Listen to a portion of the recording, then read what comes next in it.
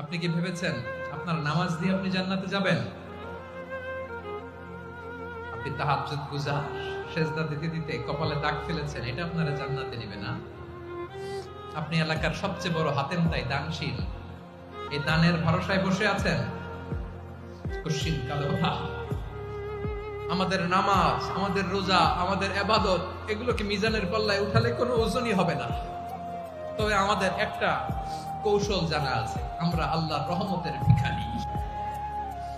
আমরা সেদিন আগেই গুনার স্বীকৃতি দিয়ে দেব। আমরা বলবো, আল্লাহ তুমি প্রশ্ন করার আগে তোমার একটা কথা বলি, আমারে কিছু জিজ্ঞেস করো না, আমি সব করেছি। এমন কোন পাপ নাই যে পাপ আমারে দিয়ে হয় নাই। তোমার রহমত দিয়ে তুমি জান্নাতে পাঠাবা, তোমার দয়ায় জান্নাতে যেতে চাই, আমল দিয়ে না। পারবেন বলতে?